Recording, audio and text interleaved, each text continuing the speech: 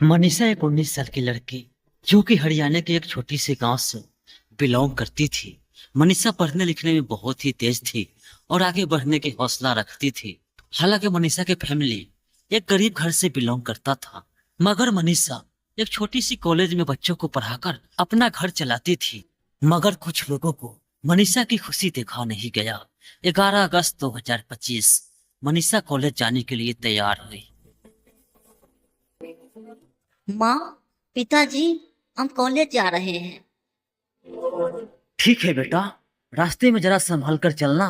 और हाँ, माँ ने तुम्हारे लिए लंच का खाना पैक कर दिया है। तुम लंच में बैठकर आराम से खा लेना। ठीक है पिताजी। दरअसल मनीषा कॉलेज जाने के लिए घर से बाहर निकल चलती है। हालांकि टाइम उस समय सुबह के 9 बज रहे थे। मनीषा बहुत ही खुश होकर अपने कॉलेज की तरफ आगे बढ़ते ही रहती है।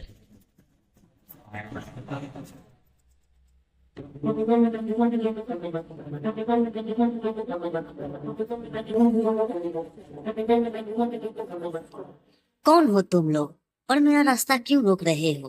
क्या चाहिए तुझे? हट जाओ मेरे रास्ते से। अरे मेरी रानी, तुम पे हमारा बहुत दिनों से नजर था, पर अफसोस सही समय मिल नहीं रहा था। आज मेरे हाथों से बचकर नहीं जाओगी। क्या बेखुदगी मजाक है? और ऐसे तुम लोग हमसे क्यों बातें कर रहे हो? हमने तुम्हारा क्या बिगाड़ा है? अरे ऐसे कैसे जाने दे, इतने दिनों बाद तो सही मौका मिला है और हम तुझे जाने दे। मगर मनीषा को क्या मालूम था कि आज उसके साथ बहुत ही गलत होने वाला है। मनीषा चीखती चिल्लाती, मगर उसका आवाज सुनने के लिए वहां कोई नहीं था। भगवान मेरी मनीषा को लंबी उम्र दे। वो कितना मेहनत करती है, रात दिन पढ़ाई करके उसके अलावा बच्चों को पढ़ाती है। वो तो ठीक है जी। देखिए ना, सुबह से शाम होने वाला है और अभी तक ले मनीषा घर आई नहीं। तुम टेंशन मत लो, मनीषा आते ही होगी। हालांकि अपने बच्चों को लेकर माता पिता को टेंशन हो ही जाता है जब उसका बच्चा समय से घर नहीं आता है। छोड़ दो मुझे। ये तुम्हारा ठिकाना है, प्लीज। अरे ऐसे कैसे छोड़ दे? पहले हम तुम्हारे जिस्म से खेलेंगे, उसके बाद थोड़ा थोड़ा करके काटेंगे। सुनते हैं जी, क्या हुआ? मनीषा अभी तक घर आई नहीं। हमने तो बहुत कोशिश किया उसे ढूंढने का, मगर वो मुझे कहीं मिली नहीं। हो सके कहीं अपनी सहेली कनी चली गई हो। तो मुझे घर जाने दो प्लीज।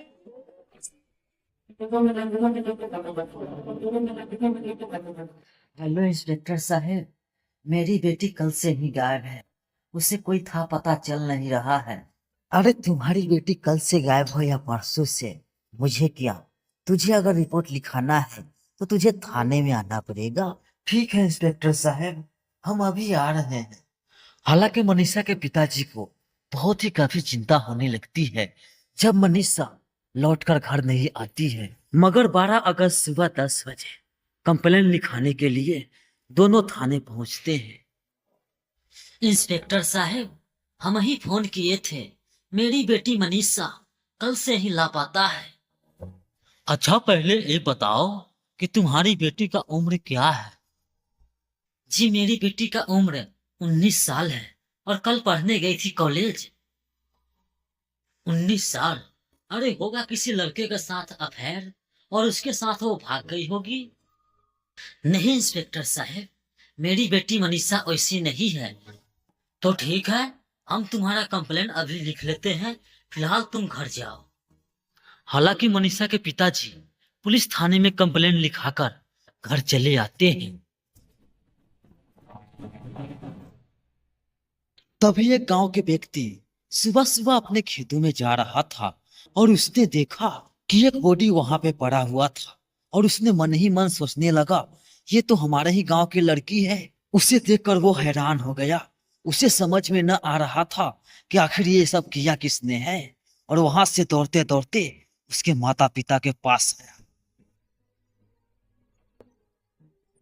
अरे बहन, हमने देखा है कि मनीषा की बॉडी उस जंगल में पड़ा हुआ है उसे बेरहमी से किसी ने मार दिया है। हमें तो ये समझ में नहीं आ रहा है कि आखिर ये सब किया किसने है। और इतना बात सुनते ही मनीषा के माता पिता को पैरों तले जमीन खिसक जाता है और गांव वालों को इकट्ठा करके मनीषा के पास पहुंचते हैं